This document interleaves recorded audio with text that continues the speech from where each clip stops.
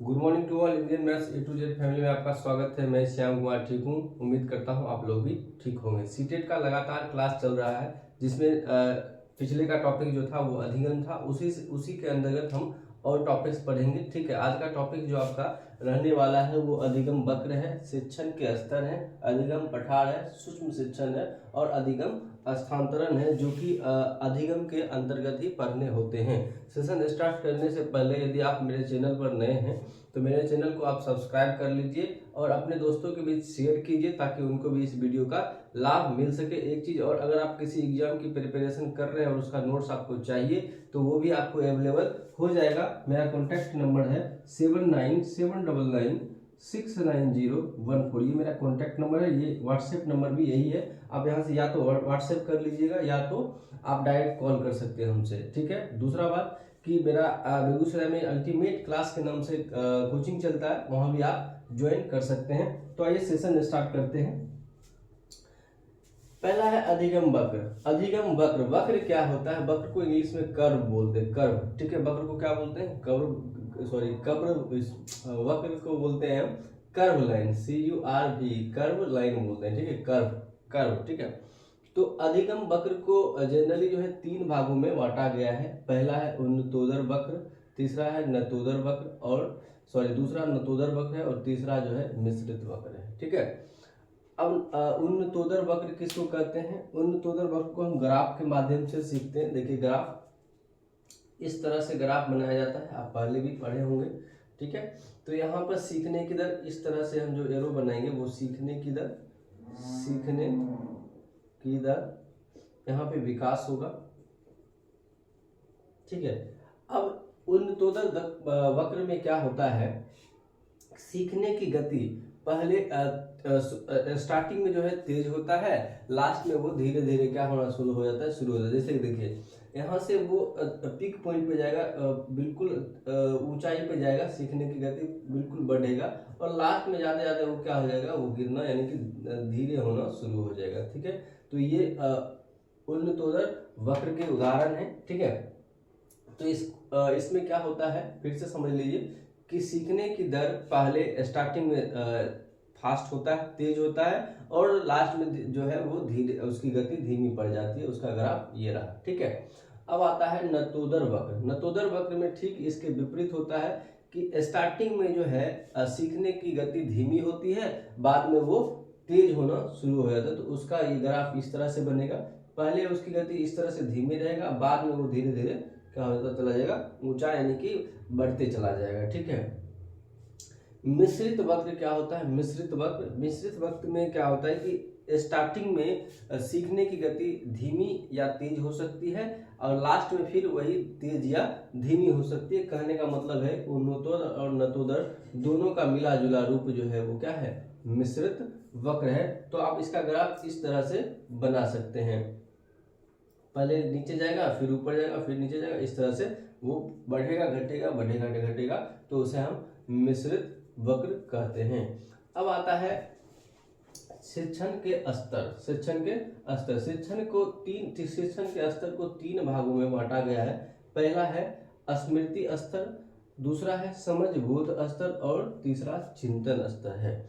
तो स्मृति स्तर क्या है? स्मृति स्तर उसे कहते हैं जब बच्चा को समझाने के स्थान पर उसे रटने के लिए प्रोत्साहित किया जाता है। मतलब उनको चीज़ों को समझाया नहीं जाता है, उनको सिर्फ रटने के लिए कहा जाता है। वहाँ पे ज्ञान के लिए ही पढ़ाया जाता है, न कि समझदारी के लिए पढ़ाया जाता है। ये स्तर जो है शिक्षण का सबसे निचला स्तर इसे माना जाता है और इस स्तर में बच्चे में सिर्फ ज्ञान दिया जाता है, उनको सिर्फ रटने के लिए बताया जाता है, समझाया नहीं जाता है। ठीक है, अब आता है दूसरा स्तर समझ बोध स्तर। समझ बोध स्तर नाम से ही आपको लग रहा होगा समझ, यानी कि यह स्तर जो है स्मृति स्तर से थोड़ा सा ऊपर का स्तर है। इसमें बच्चों को रटने के बजाय समझाया जाता है, चीज़ों को समझाया जाता है, रटने के लिए नहीं कहा जाता है। ठीक है, इस स्तर में बच्चे को पहले कुछ एग्जाम्पल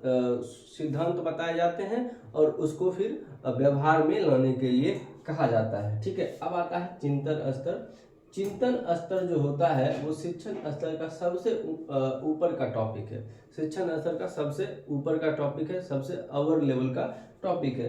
इस स्तर में बच्चे को बिल्कुल रटने के लिए मना ही किया जाता है और उसको समझ बोध यानी चिंतन करने के लिए उनको कहा जाता है। इस स्तर में बच्चे के मानसिक विकास के लिए बच्चे में को पूर्ण अवसर प्रदान किए जाते हैं, जैसे कि उनको पहले सिद्धांतों के बारे में बताया जाता है, कुछ रूल्स बताए जाते हैं, फिर उनको इम्प्लीमेंट उनको बच्चे को खुद करने के लिए कहा जाता है और उनका निष्कर्ष भी बच्चे को खुद निकालने के लिए कहा जाता है। यह स्तर जो है सबसे ऊंचा स्तर होता है। ठीक है, देखिए स्मृति स्तर जो है जनरली जो है कम कक्षा के यानी कि जो पहले दूसरे क्लास के बच्चे होते हैं उनके लिए जनरली किया जाता है। ठीक है, अब आते हैं अधिगम पठार पे। अधिगम पठार किसको कहते हैं?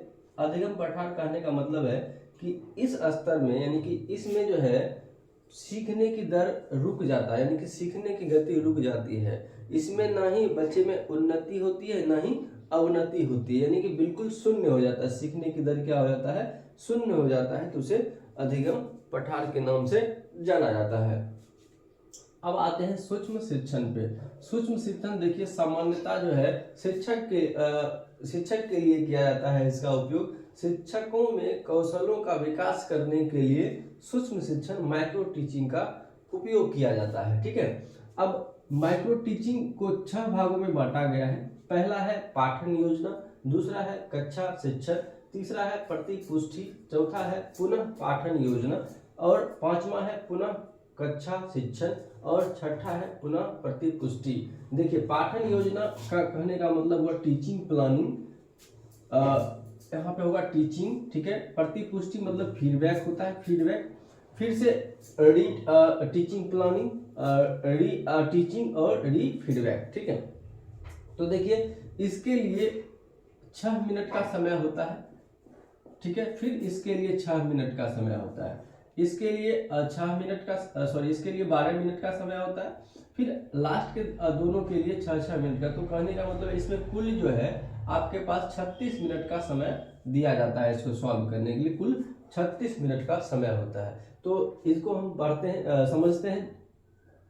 पाठन योजना का कहने का मतलब है कि पहले टीचर को प्लानिंग करना होता है। ठीक है, कौन सा टॉपिक पढ़ाना है या फिर उनको बताना है। ठीक है, उसके बाद उनको जो है कक्षा में भेजा जाता है और उनको उसी टॉपिक्स को पढ़ाना होता है। कितने समय में? 6 मिनट में उस टॉपिक्स को पढ़ाना होता है। ठीक है, और उस पढ़ाने के दरमियान जब वो पढ़ा लेते हैं 6 मिनट तक, तो फिर उसका फीडबैक लिया जाता है कि उनका पढ़ाने का शैली क्या था, उन्होंने किस तरह से पढ़ाया, कहीं मिस्टेक तो नहीं किए, उस तरह से उनका फीडबैक होता है। फिर से क्या होता है? पुनः प्लानिंग किया जाता है पढ़ाने का, पाठन योजना का, और उसके बाद फिर से वो जाते हैं क्लास में, फिर से पढ़ाते हैं और फिर से उनका क्या किया जाता है? फीडबैक लिया जाता है। तो यह क्रम चलते रहता है और इसके लिए जो है आपको 36 मिनट का समय दिया जाता है। तो ये जनरली जो है ये टीचर के लिए है और टीचर के कौशलों में विकास करने के लिए इसका उपयोग किया जाता है। अब आते हैं अधिगम स्थानांतरण। देखिए काफी इंपॉर्टेंट टॉपिक्स है, यहाँ से क्वेश्चन रहते हैं। तो अधिगम स्थानांतरण क्या है? तो सबसे पहले हम अधिगम स्थानांतरण के बारे में जानते हैं। अधिगम स्थानांतरण का मतलब होता है कि हम अपने पूर्व ज्ञान यानी कि पहले से जो मेरे पास ज्ञान है, अनुभव है, या फिर हम कहीं प्रशिक्षण लिए हैं उसका जो अनुभव है उसको जोड़कर एक नए ज्ञान को जब हम जो सीखते हैं तो उसे अधिगम स्थानांतरण के नाम से जाना जाता है।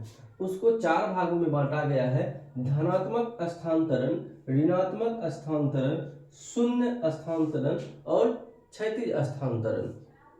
धनात्मक स्थानांतरण किसे कहते हैं?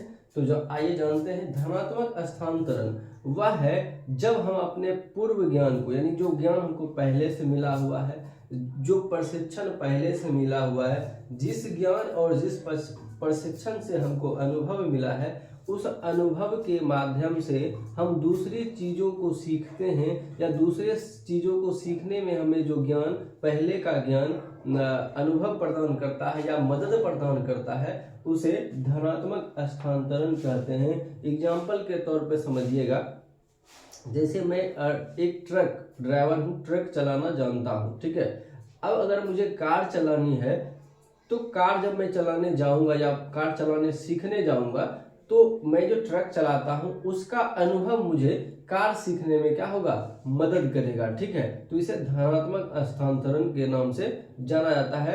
इसको मैं फिर से अपने आसान शब्दों में बता देता हूं। जब पहले का ज्ञान या पूर्व अनुभव दूसरे चीजों को सीखने में मदद करने लग जाती है तो इसे धनात्मक स्थानांतरण कहते हैं।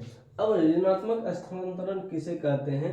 जब पहले का ज्ञान या पहले का अनुभव दूसरे चीजों को करने में बाधक बन जाए तो उसे ऋणात्मक स्थानांतरण के नाम से जाना जाता है। एग्जाम्पल के तौर पे आप समझ लीजिए कि कोई व्यक्ति एक धावक है या तेज गति से चलने वाला व्यक्ति है, लेकिन उस व्यक्ति में क्या है कि उसको हार्ट यानी दिल का क्या है, बीमारी है, हार्ट का बीमारी है। उसको डॉक्टर ने क्या सलाह दिया कि आपको धीरे चलना है, आपको क्या करना है, धीरे चलना है। क्योंकि उस व्यक्ति को तेज चलने की आदत है तो उसको धीरे चलने में क्या हो रहा है, कठिनाई हो रहा है। तो इसका मतलब है कि पहले जो वो चीजें सीखा था तेज चलने का, अब जो है वर्तमान में जब धीरे चलना है उसको तो उसमें वो बाधक बन रहा है। तो मतलब ये समझे आप कि नए पहले के अनुभव या पहले का जो हम प्रशिक्षण लिए थे वो अब जो है जब बाधक बनने लगे वही अनुभव, तो वो उसे क्या कहते हैं, ऋणात्मक स्थानांतरण कहते हैं।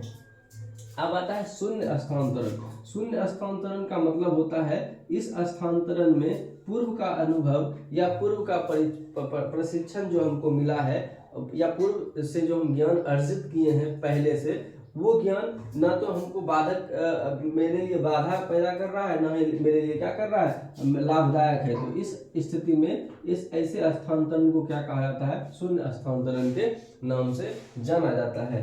अब आते हैं क्षैतिज स्थानांतरण। क्षैतिज स्थानांतरण क्या है?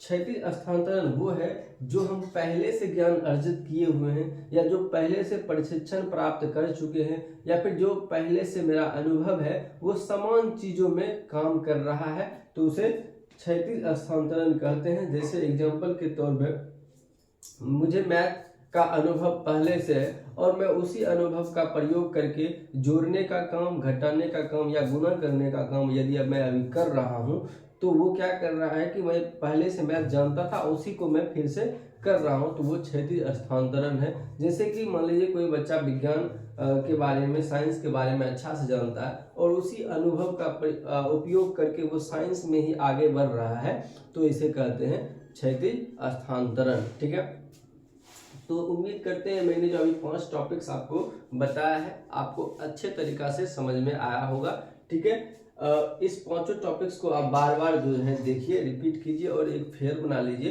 ताकि आपको इससे रिलेटेड कोई प्रॉब्लम नहीं हो। मैंने अधिगम से रिलेटेड जो है सारा टॉपिक्स बता रखा है इससे पहले और उसी से रिलेटेड आज भी टॉपिक्स मैंने बताया है। ये आज का लास्ट टॉपिक था। एक टॉपिक और बच गया है जो मैं कल के वीडियो में डालूंगा, काफी इंटरेस्टिंग। कल ये जो लास्ट टॉपिक बचा है ये बिल्कुल इंपॉर्टेंट है, इसको मिस नहीं कीजिएगा। यहाँ से क्वेश्चन बिल्कुल आते हैं। अभी जो हाल फिलहाल में हुआ है उसमें भी आप देख लीजिएगा कि इससे कितना क्वेश्चन आया है। ठीक है, तो आज का सेशन मैं यहीं स्टॉप कर रहा हूँ।